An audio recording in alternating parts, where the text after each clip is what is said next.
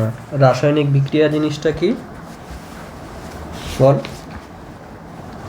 রাসায়নিক বিক্রিয়া মানে দুটা বস্তু, মানে দুটা পদার্থ ধর বিক্রিয়া করলো, বস্তু না পদার্থ, ঠিক আছে, তারা বিক্রিয়া করে কি সম্পূর্ণ নতুন ধর্ম বিশিষ্ট, সম্পূর্ণ নতুন রাসায়নিক ধর্ম বিশিষ্ট যখন অন্য কোনো জিনিসপত্র তৈরি করবে, পদার্থ তৈরি করবে, তাদেরকে আমরা কি বলবো? রাসায়নিক বিক্রিয়া। যেমন এ একটা পদার্থ ছিল, ঠিক আছে, বি ছিল আরেকটা পদার্থ, এটা বিক্রিয়া করে কি হয়ে গেল? সি আর ডি হয়ে গেল। বোঝা গেল? কি বোঝা গেল না? এটা না বোঝার কি আছে? হ্যাঁ বললাম। তাহলে একটা পদার্থ মানে দুটা পদার্থ বিক্রিয়া করে অন্য দুটা পদার্থ উৎপন্ন করলো, নতুন ধর্ম বিশিষ্ট হবে, মানে এদের সাথে এদের কোনো মিল নেই, তাহলে আমরা কি বলবো? এদেরকে রাসায়নিক বিক্রিয়া। ঠিক আছে? আচ্ছা, শুধু যে এই দুটার থেকে দুটা হবে এরকম কোনো ব্যাপার নেই, একটার থেকেও দুটা হতে পারে, বা তিনটা চারটা, অনেক কিছু হতে পারে, বা এরকমও হতে পারে দুটা যুক্ত হয়ে একটা তৈরি করে নিল, তিনটা যুক্ত হয়ে একটা তৈরি করে নিল। মেইন কথা হচ্ছে কি, এদিকে যা থাকবে এদিকে তাই থাকবে না, সেটাই হয়ে গেল কি? রাসায়নিক বিক্রিয়া, তাই না? এদিকের পদার্থগুলোকে আমরা কি বলবো? বাদিকে যেটা লিখি, যারা বিক্রিয়া করে তাদেরকে বিক্রিয়ক বলবো, আর যেগুলো বিক্রিয়ার ফলে উৎপন্ন হয় ওগুলোকে আমি বলবো বিক্রিয়াজাত পদার্থ। ঠিক আছে? আচ্ছা, এবার কি বলেছে? গুণগত তথ্য কি আর পরিমাণগত তথ্য কি এটা একটু বলি। হ্যাঁ, মানে এই যে a plus b equal to c plus d যে লিখেছি, এটা হয়ে গেল কি? গুণগত তথ্য। মানে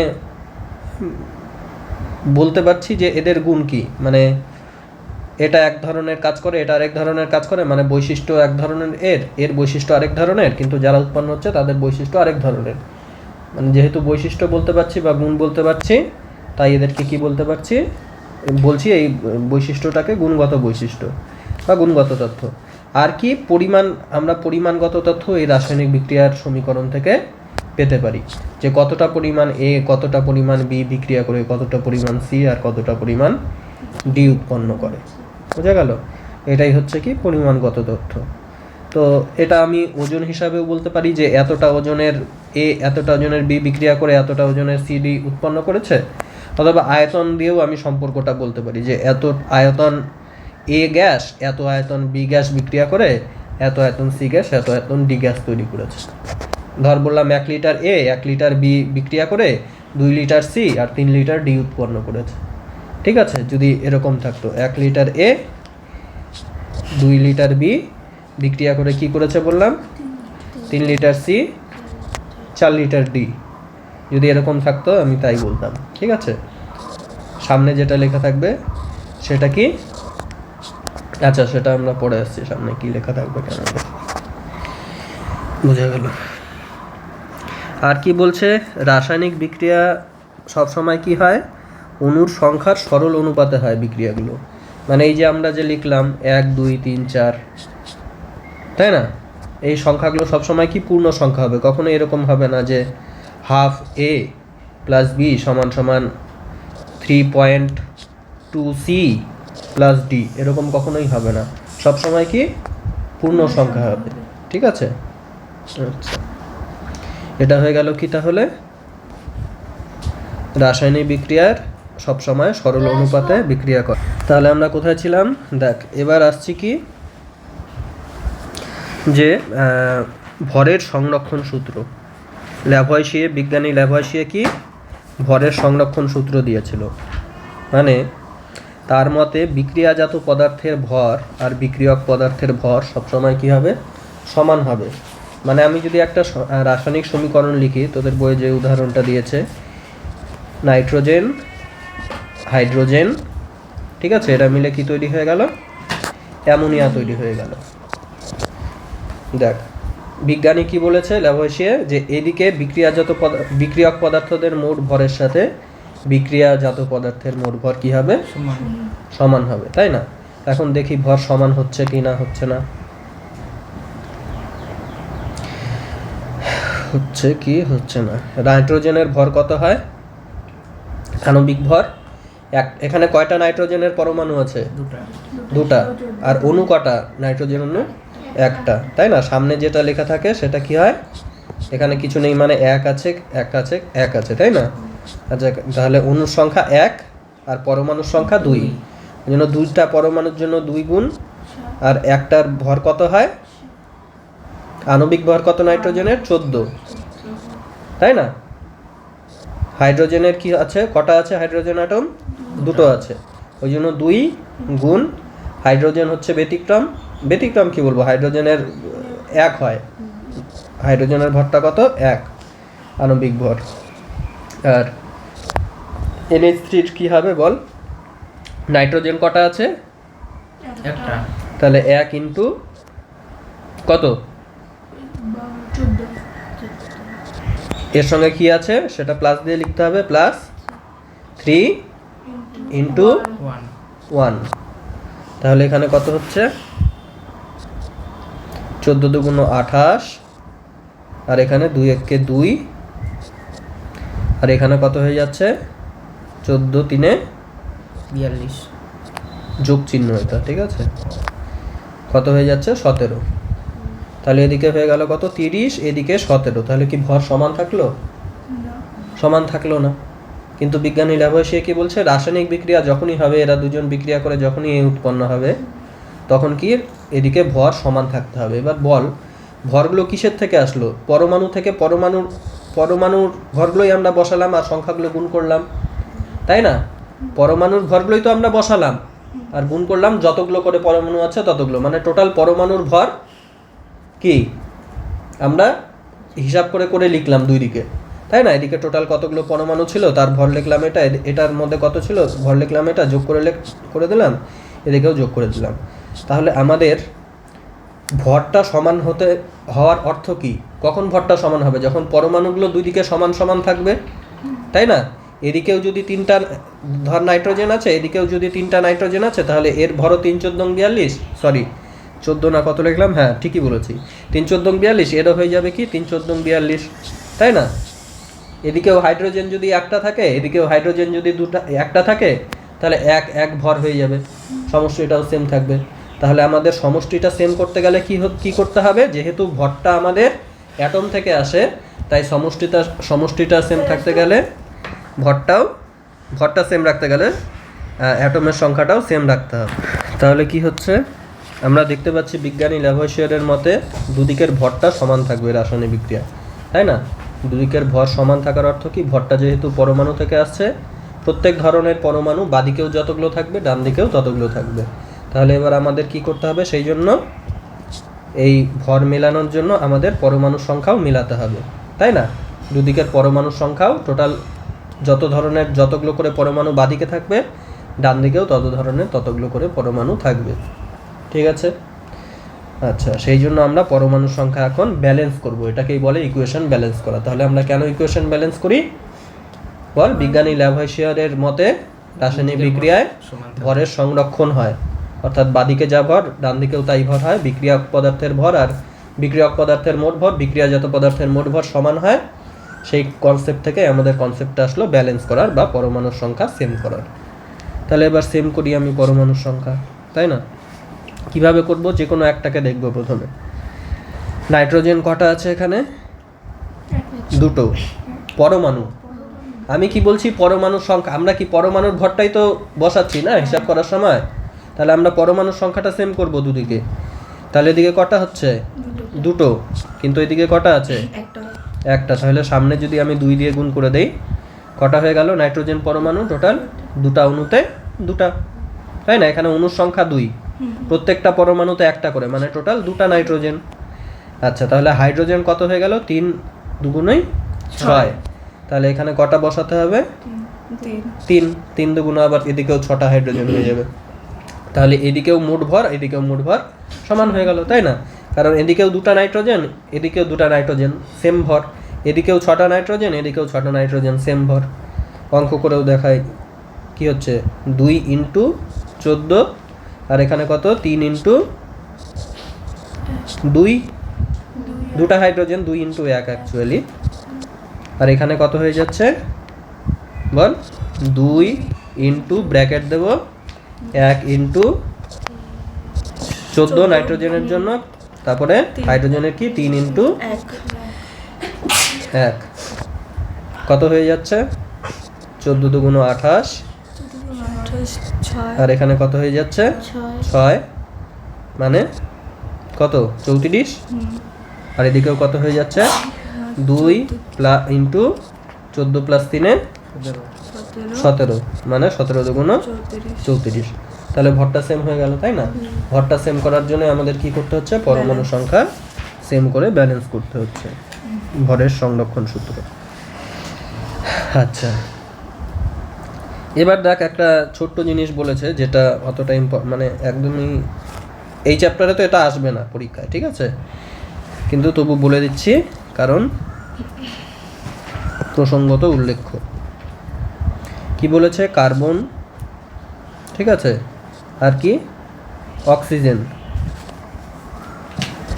একটা কার্বনের অণু একটা অক্সিজেনের অণু যখন এরা বিক্রিয়া করে কি উৎপন্ন করে, কার্বন ডাই অক্সাইড, আর কি করে কিছুটা হিট জেনারেট করে, তাপ উৎপন্ন করে, তাপ শক্তি, ঠিক আছে।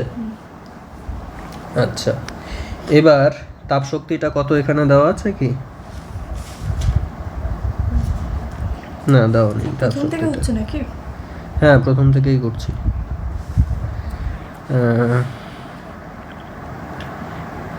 ঠিক আছে, দেখ এদিকে। এবার বিজ্ঞানী আমাদের আইনস্টাইন, অ্যালবার্ট আইনস্টাইনের নাম তো শুনেছিস সবাই, তাই না? তার একটা আপেক্ষিকতাবাদের সূত্র আছে, যে সূত্রটা বলে যে শক্তি সমান ভর ইন্টু শূন্য মাধ্যমে তড়িৎচুম্বকীয় তরঙ্গের যে গতিবেগ তার যে স্কোয়ার হয় তার গুণফলের সাথে সমান হয়। মানে energy e is equals to m মানে মাস ভর ইন্টু ওই শূন্য মাধ্যমে আলোর গতিবেগের স্কোয়ারের গুণফল, ঠিক আছে। ই ইকুয়ালস টু এমসি স্কোয়ার মানে কিছু পরিমাণ মাস কিছু পরিমাণ শক্তিতে রূপান্তরিত হতে পারে। অনুরূপভাবে কি বলতে পারি, কিছু পরিমাণ শক্তি কিছু পরিমাণ মাসে কনভার্ট হতে পারে, তাই না? বুঝতে পারছিস তো? মাস মানে এমন একটা জিনিস যেটাকে আমি চোখে দেখতে পাচ্ছি, ধরতে পাচ্ছি, তাই না? ভর আছে মানে কি, যাকে আমি ধরতে পারি, চোখে দেখতে পারি, তাই না? আর শক্তিকে কি চোখে দেখা যায় না, খালি অনুভব করা যায়। কিন্তু এখানে এমন একটা সূত্র এটা, যেটা এই অনুভব করা যায় এমন একটা জিনিসকে মানে চোখে দেখা যায়, হাতে ধরা যায় এরকম একটা জিনিসে কনভার্ট করে দিচ্ছে। ওই জন্য এই সূত্রটা এত চর্চিত, ঠিক আছে? ওই জন্য এই সূত্রটা এত মানে কি বলবো, অদ্ভুত টাইপের। এবার দেখ, এই সূত্র থেকে দেখতে পাচ্ছি সি একটা কি অনেক বড় সংখ্যা। সি মানে কত, 3 ইন্টু 10⁸ মিটার পার সেকেন্ড, যেটা হচ্ছে শূন্য মাধ্যমে আলোর গতিবেগ, ঠিক আছে। শূন্য মাধ্যমে আলোর গতিবেগ কত, 3 ইন্টু 10⁸। আচ্ছা, এর যদি স্কোয়ার করি তাহলে আরও বড় হয়ে যাবে, তাই না? 3 তিরিককে 9 হয়ে যাবে, ইন্টু 10⁻, কত হয়ে যাবে, 8 দুগুণ 16 হয়ে যাবে, এত মিটার পার সেকেন্ড। 64 হবে তো, পাওয়ার সব সময় গুণ হয়, ঠিক আছে। এটা 8-এর স্কোয়ার নেই তো, এই গোটা জিনিসটার স্কোয়ার আছে। আচ্ছা, বুঝলাম কেন এটা আবার। তাহলে আমি যদি তোর এখানে ধর এই শক্তিটা যদি তোর বইয়ে যেরকম উদাহরণ দিয়েছে, কত নিয়েছে, 1000 জুল। 1000 জুল মানে ভালো পরিমাণ একটা শক্তি, ঠিক আছে। অতটা শক্তিও যদি হয় 1000 জুল, তাহলে তোর ভর কতটা হবে, ওটার ভরে কনভার্ট করলে কতটা হবে, ওটা ইন্টু এই যে সি স্কোয়ার, এটা, তাই না? এতটা এনার্জি মানে এতটা ভর ইন্টু সি স্কোয়ার। তাহলে ভরটার পরিমাণ কি হবে, এই যে এই সি স্কোয়ারটা এখানে গুণ লিখেছি, বুঝতে পারছিস তো? এম ইন্টু সি স্কোয়ারের ভ্যালু এটা হলো। তাহলে কি হয়ে যাচ্ছে এখান থেকে, মাস ইজ ইকুয়ালস টু, মাসের পরিমাণটা কত হয়ে যাবে, 9 ইন্টু 10⁻16।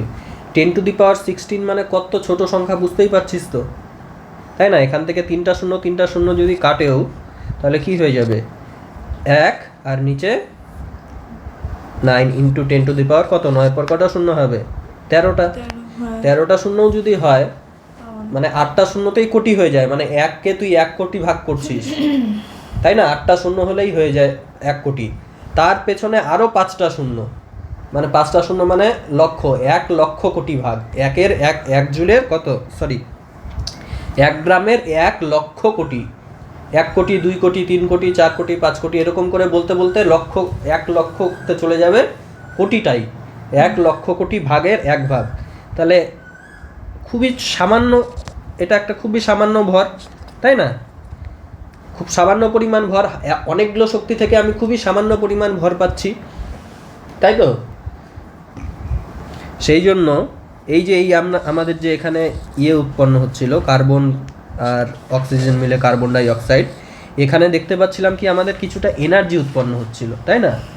এনার্জি উৎপন্ন যদি হয় তাহলে কি নিশ্চয়ই কিছুটা মাস ক্ষয় হয়ে গেছে, সেই জন্য এনার্জি উৎপন্ন হচ্ছে, তাই তো? এদিকে কিছুটা মাস আছে, ল্যাভয়েশিয়ার কি বলেছে যে, দেখ এই জিনিসটা বানানো করাই, ল্যাভয়েশিয়ার কি বলেছে, এদিকের টোটাল মাস আর এদিকের টোটাল মাস সেম হবে, কিন্তু এদিকে মাসের মধ্যে তো কিছুটা, মাসের সাথে সাথে আবার এনার্জিও আছে, তাই না? মাসের সাথে কিছুটা এনার্জিও আছে, তাই তো? তাহলে এই এনার্জিটাও কিছুটা একটা মাস হবে, মাস আর এনার্জি যেহেতু কনভার্টেবল, তাই না? তাহলে এখানের টোটাল এমটা, এই শক্তি নিয়ে প্লাস এর ভর নিয়ে যে এমটা, এর এমটা সমান হবে। তাহলে শুধু কার্বন ডাই অক্সাইডের এমটা কি, এদের দুজনের যোগ করলে যা হবে তার থেকে কম হবে, তাই না? কারণ কিছুটা কি, কিছুটা মাস শক্তি উৎপন্ন করেছে, কিছুটা মাস CO2 উৎপন্ন করেছে, বোঝা গেল? কিন্তু দেখা যায় কি যে এই যে মাসটা আমি কি দেখলাম, এই শক্তিটা সামান্য শক্তি হয়, সেই শক্তিটাকে যদি আমি মাসে কনভার্ট করি, এটা হয়ে যায় 1 গ্রামেরও 1 লক্ষ কোটি ভাগ, মানে খুবই সামান্য, এটাকে আমরা ইগনোর করে দেই, ঠিক আছে? ওই জন্য রাসায়নিক বিক্রিয়ায় কোনো হিট উৎপন্ন হলে সেটার জন্য হিসাব মতো কিছুটা মাস ক্ষয় হওয়ার কথা, কিছুটা এনার্জি উৎপন্ন হলে নিশ্চয়ই কিছুটা মাস এনার্জি উৎপন্ন করেছে, না হলে এনার্জিটা আসলো কোথা থেকে, তাই না? কিছুটা মাস কার্বন ডাই অক্সাইড উৎপন্ন করেছে, কিছুটা মাস এনার্জি উৎপন্ন করেছে, তাহলে এনার্জি উৎপন্ন হলেই কি, হিট এনার্জি বা অন্য কোনো ধরনের এনার্জি উৎপন্ন হলে আমাদের কি হওয়ার কথা, কিছুটা মাস ক্ষয় হয়ে এনার্জি হওয়ার কথা, তাই না? কিন্তু সেটা এতই কম পরিমাণ যে সেটাকে আমরা ইগনোর করে দিই, আমরা বলি যে এই এম আর এই এম প্রায় সমান, মানে সমানই বলি আমরা, প্রায়টাও বলি না, ঠিক আছে? আচ্ছা,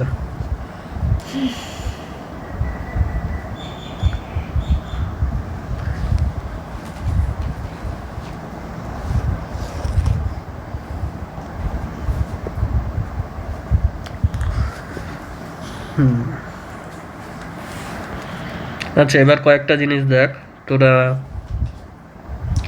এসটিপি মানে জানিস? এসটিপির full form standard temperature and pressure, তাই না? স্ট্যান্ডার্ড টেম্পারেচার মানে কত ধরা হয়?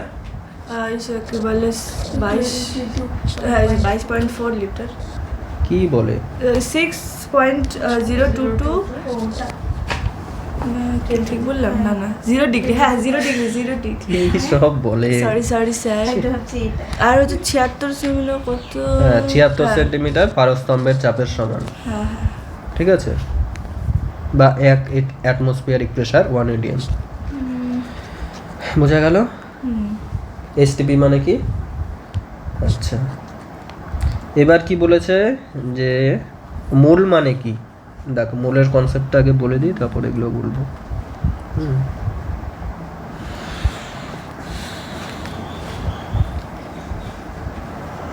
দাঁড়া আমি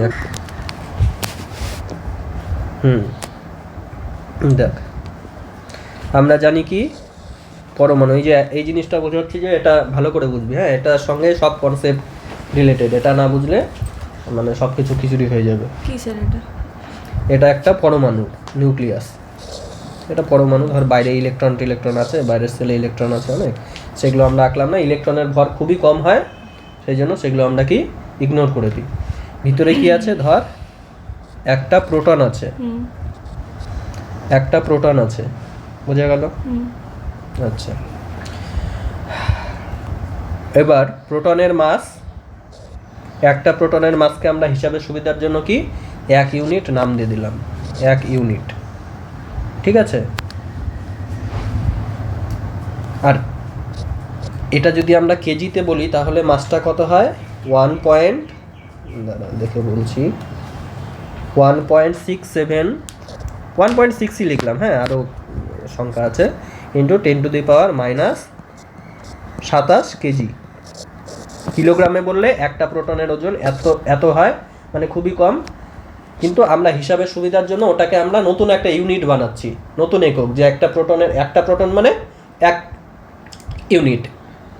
ধর আমরা কিছুটা ওজনকে তো 1 কেজি বলে ধরে নিয়েছি, তাই না?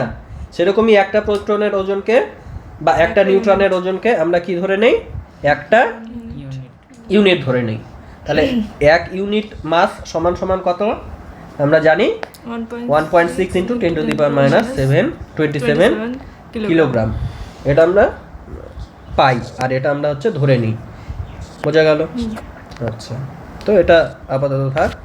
আর আমরা কি জানি যে একটা নিউট্রনের ভর আর একটা প্রোটনের ভর কি হয়, প্রায় সমান হয়। তাহলে একটা নিউট্রনের ভরও কি হয়ে যাবে বল, 1 ইউনিট হয়ে যাবে বা এত কেজি হয়ে যাবে, তাই না? আচ্ছা, এবার দেখ, হ্যাঁ আচ্ছা, এবার কি বলছি, এবার বলছে যে দেখ হাইড্রোজেন, আমি একটা হাইড্রোজেন অ্যাটম আঁকছি, ঠিক আছে? হাইড্রোজেন অ্যাটম আঁকলাম। হাইড্রোজেন অ্যাটমে কি থাকে, প্রোটন কটা থাকে, একটা। নিউট্রন কটা থাকে, একটাও থাকে না। নর্মাল হাইড্রোজেন যেটা, সেটা একটাও নিউট্রন থাকে না। কিছু কিছু হাইড্রোজেনে থাকে, কোনোটায় একটা থাকে, কোনোটায় দুটাও থাকে। আবার নর্মাল হাইড্রোজেন যেটা, সেটার মধ্যে একটাও থাকে না। যাই হোক, তাহলে এর ভর কি হয়ে যাবে বল, এর টোটাল মাস কি হয়ে যাবে, 1 ইউনিট। ইলেকট্রনের ভর নগণ্য আমরা বলে দিয়েছি, ওটা আগেই বাতিল, তাই না? নিউট্রন নেই, আছে কি প্রোটন একটা, তাহলে এর ভর হয়ে যাবে 1 ইউনিট। মানে এই কত, 1.6 ইন্টু 10⁻⁻27 কিলোগ্রাম, ঠিক আছে? আচ্ছা, মানেই কত হয়ে যাবে, 24 গ্রাম। গ্রামে লিখছি, তাই না? কিলোগ্রাম, এটাকে আমি গ্রামে লিখলাম জাস্ট, তাই না? আচ্ছা, এবার দেখ, এবার কি বলছে, আমার 1 ইউনিট মানে এত গ্রাম, ঠিক আছে? তাহলে 1 গ্রাম মানে কি, 1 গ্রাম মানে এত ইউনিট, 1/, এটা নিচে চলে আসবে না, 1.6, ওটা এই গুণটা নিচে চলে এসে ভাগ হয়ে যাবে,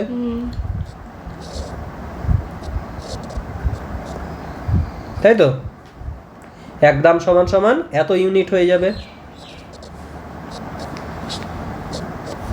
বোঝা গেল? বোঝা গেছে না যায়নি? গেছে। এবার এটা তোরা ক্যালকুলেটরে করে কি দেখতে পাবি, আমি বলে দিচ্ছি কি দেখতে পাবি, ঠিক আছে? এদিকে 1 গ্রামটা 1 গ্রাম লিখলাম, এখানে দেখবো আমরা কত আসবে, 1/, এটা যদি করিস 6.022 ইন্টু 10⁻23 ইউনিট। বোঝা গেল কিভাবে আসলো এই সংখ্যাটা? এই সংখ্যাটাই কি, অ্যাভোগাড্রো নাম্বার, বোঝা গেছে? এই সংখ্যাটা দিয়ে আমরা নাম দেই কি,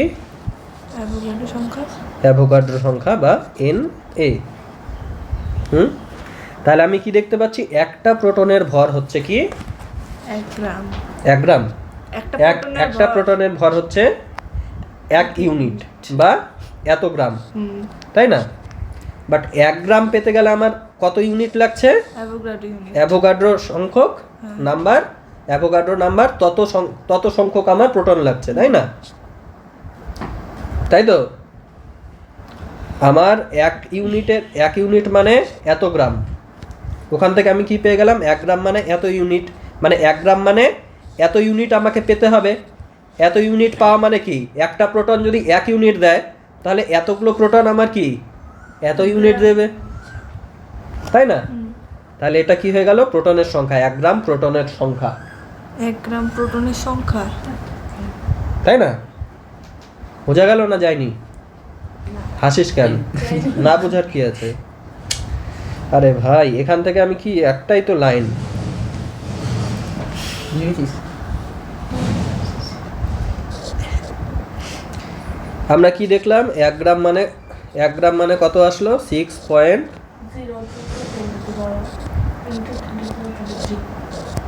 10 টু দি পাওয়ার এত 3 এত কি ইউনিট, তাই না?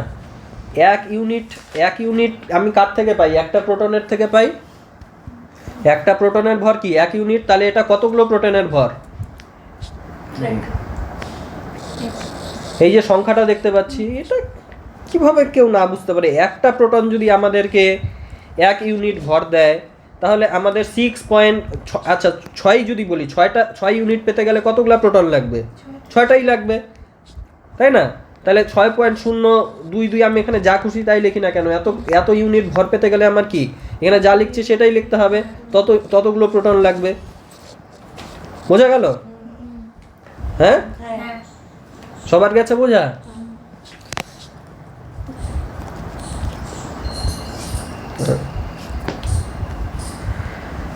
তাহলে বোঝা গেল এই নাম্বারটা এত ইম্পর্টেন্ট কেন, কারণ এতগুলো তোর যখন মানে প্রোটনের ভর নিচ্ছি সেটা আমার 1 গ্রামের সাথে সমান হয়, এই জন্য এই নাম্বারটা আমাদের কাছে এতটা ইম্পর্টেন্ট। 1 গ্রাম প্রোটন বা 1 গ্রাম নিউটনের ভর কি, সরি 1 গ্রাম এতগুলো প্রোটন বা এতগুলো নিউটনের ভর কি হয়, 1 গ্রাম হয়, তাই না? ঠিক আছে, তাহলে আমি মানে 2টা ইউনিট হলো, জাস্ট 2টা ইউনিট, আর 2টা ইউনিটের মধ্যে সম্পর্ক রক্ষাকারী 2টা সংখ্যা। মানে একটা প্রোটনের ভর যদি আমি বলি তোর একটা প্রোটনের ভর যদি বলি আমি 1 ইউনিট, তাহলে n এ সংখ্যক প্রোটনের ভর আমি কি বলবো, n এ সংখ্যক প্রোটনের ভর আমি কি বলবো, 1 n এ সংখ্যক প্রোটনের ভর কি হলো 1 গ্রাম। একটা প্রোটন কি হচ্ছে, একটা, আচ্ছা এই দেখ এই সংখ্যাটাকেই আবার আরেকটা কি বলে, আরেকটা কি নাম, মোল। ঠিক আছে, এটা মানে কি 1 মোল, তাহলে 2 × 6.022 × 10 টু দি পাওয়ার 23 এটা কি হয়ে গেল 2 মোল। 3 × 10 টু দি পাওয়ার 3 এটা কি হয়ে গেল 3 মোল। 4 ইন্টু এই জিনিসটা কি হয়ে গেল 4 মোল, 5 মোল, তাই না? তাহলে আমরা কি দেখতে পাচ্ছি, আমরা দেখতে পাচ্ছি যে একটা প্রোটন বা নিউট্রনের ভর কত হয় বল সবাই, 1 ইউনিট, 1 ইউনিট, তাই না? আচ্ছা, আর কি দেখতে পাচ্ছি যে এত সংখ্যক প্রোটনের ভর কি হয় 1 গ্রাম।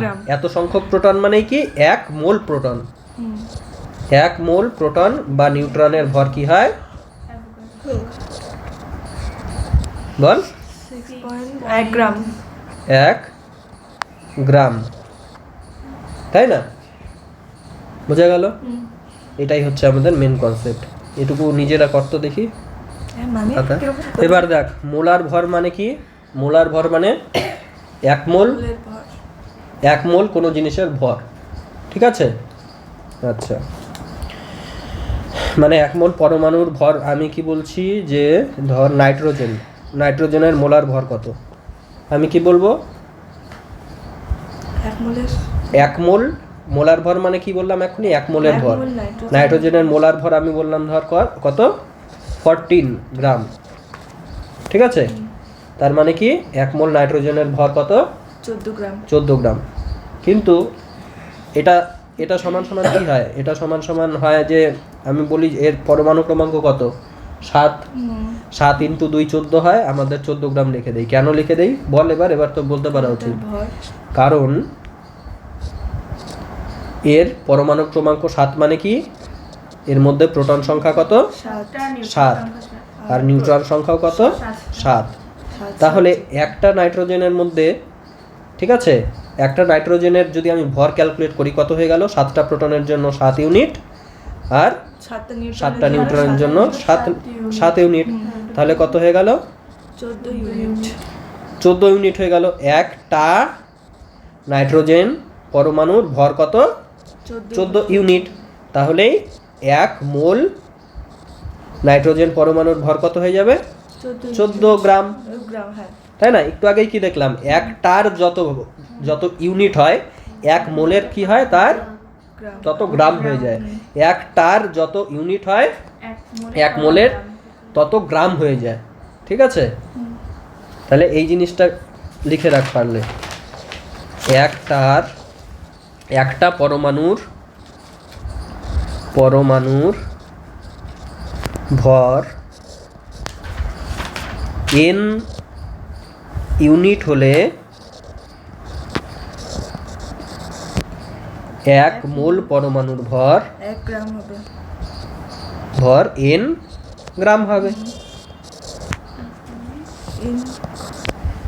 একটা পরমাণুর ভর যদি n ইউনিট হয় তাহলে 1 মোল পরমাণুর ভর কি হয়ে যাবে? n গ্রাম হয়ে যাবে। মানে সংখ্যাটা একই থাকবে, খালি আমরা দুটো আলাদা আলাদা ইউনিট ডিফাইন করলাম। একটার নাম ইউনিট, একটার নাম গ্রাম। সংখ্যাটা সামনের সমান, সেম। আচ্ছা, একইভাবে আমি যদি আরেকটা উদাহরণ বলি যে অক্সিজেন, তোরা আমাকে বলবি এবার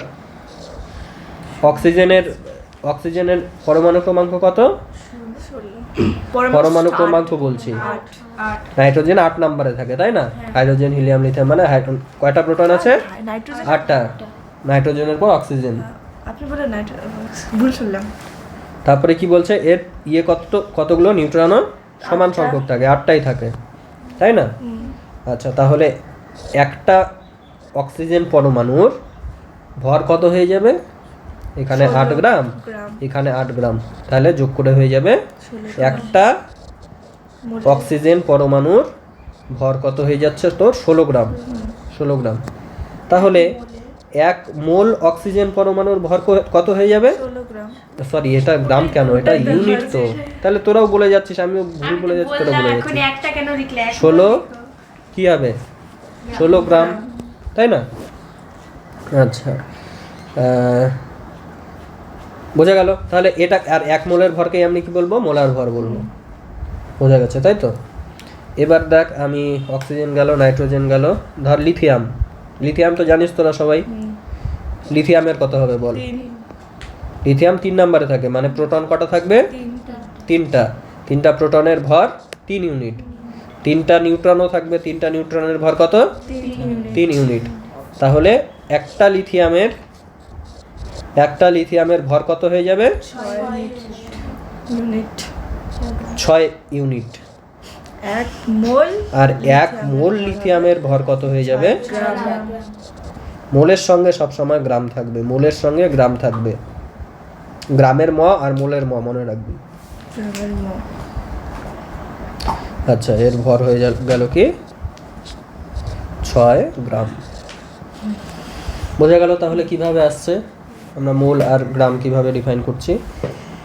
এবার দেখ পারমাণবিক ভর, আণবিক ভর জিনিসটা কি, ঠিক আছে?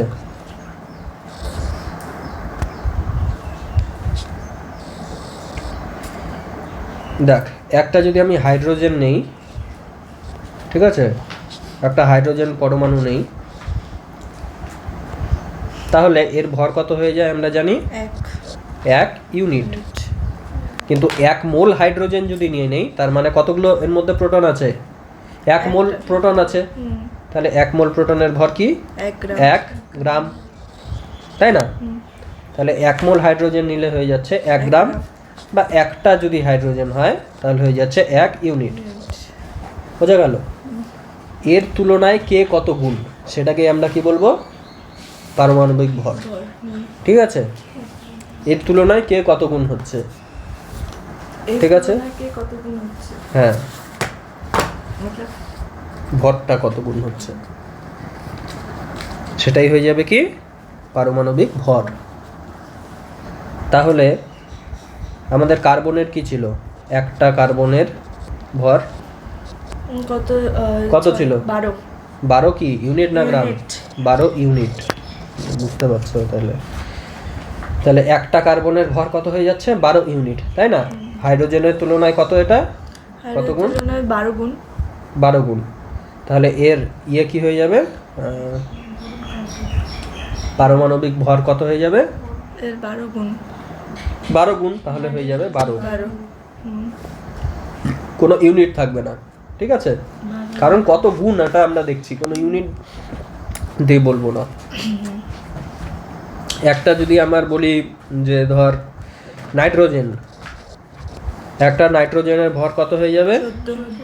14 ইউনিট, তাই না? কিন্তু আমাদের যদি বলি নাইট্রোজেনের পারমাণবিক ভর কত হয়ে যাবে, তুই কি বলবি? 14 গুণ। যেহেতু নাইট্রোজেনের 14 গুণ, তাহলে 14ই হবে। 14 হয়ে যাবে।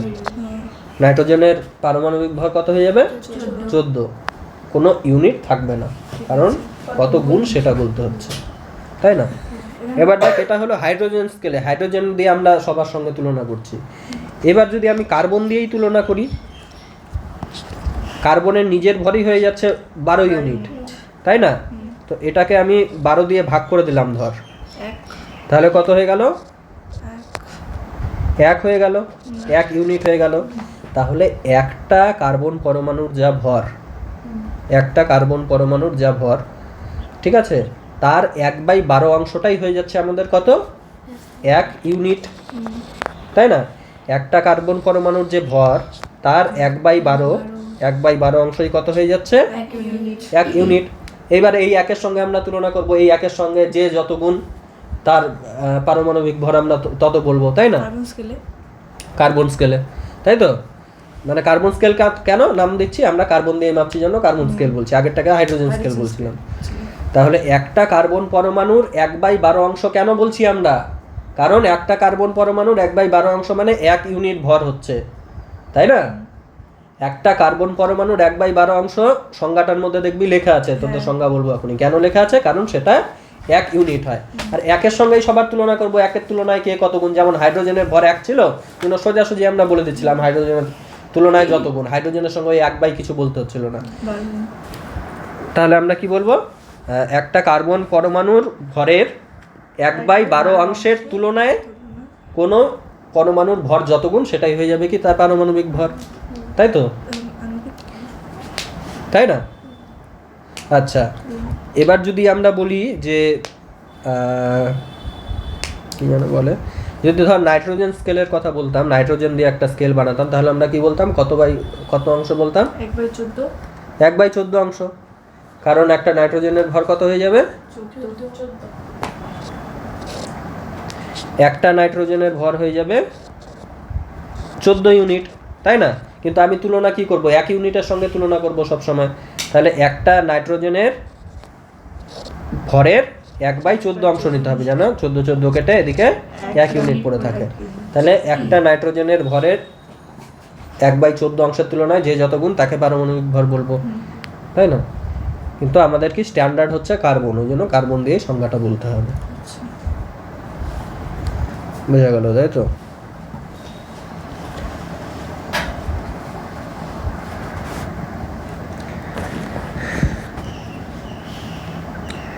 একটি অণু, আর আণবিক ভর কাকে বলবো বল? একটি অণু, খালি পরমাণুর বদলে অণু হয়ে যাবে, তাই না? আচ্ছা, তাহলে আমাদের এগুলো সব হয়ে গেল।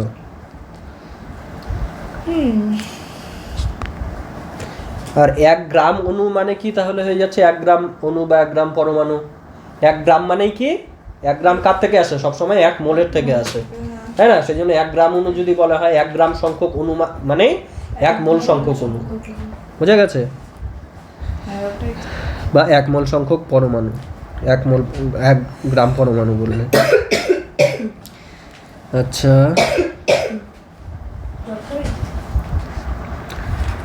দেখ এবার কি বলেছে কয়েকটা জিনিস, যে স্টেপগুলো বলেছে এই রাসায়নিক গণনা কিভাবে করব। সংশ্লিষ্ট রাসায়নিক বিক্রিয়ার প্রথমে সমীকরণটা লিখব, তাই না?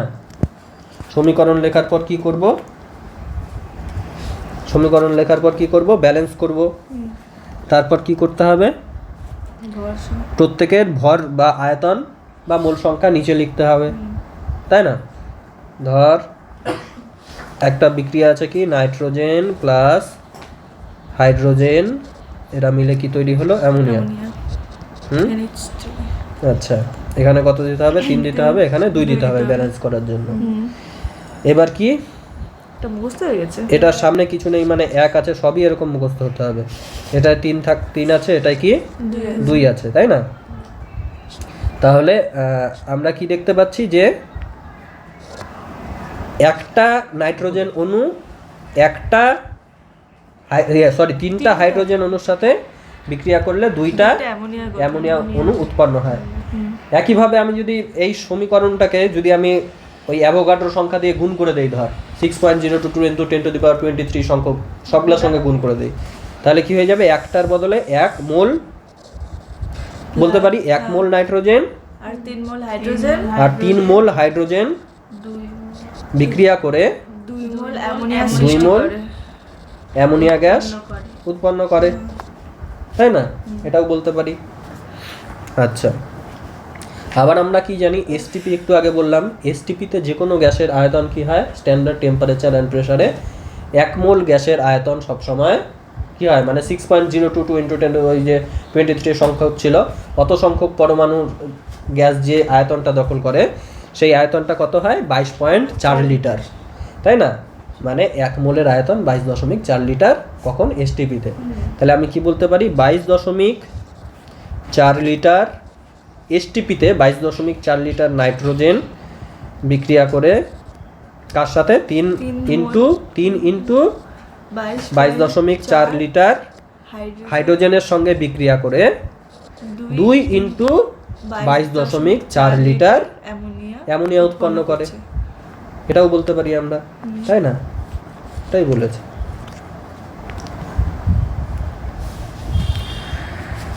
আচ্ছা,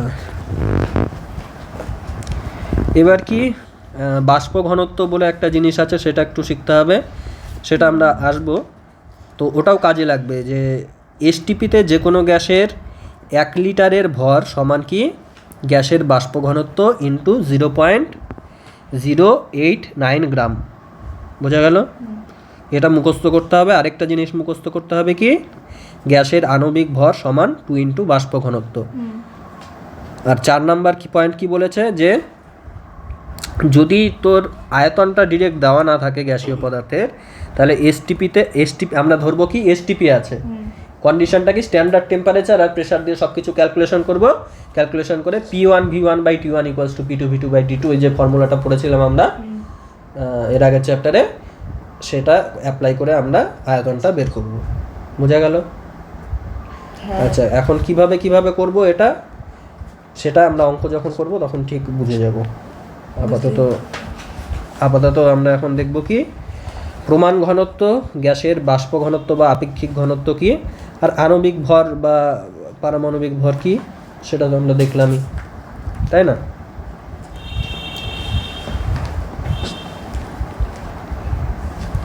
দেখ, এবার কি বলেছে এখানে, গ্যাসের প্রমাণ ঘনত্ব।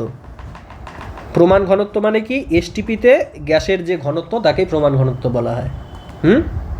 এসটিপিতে 1 লিটার গ্যাসের যা ভর, মানে 1 লিটার গ্যাসের যা ভর মানেই কি, 1 লিটার মানে তো ইউনিট ভলিউম, তাই না? ইউনিট ভলিউমের যে মাস তাকেই আমরা কি বলি, ঘনত্ব বলি, তাই না? সেই জন্য প্রমাণ ঘনত্ব মানে কি, প্রমাণ মানে কি, এসটিপি মানে স্ট্যান্ডার্ড বা প্রমাণ, তাই না?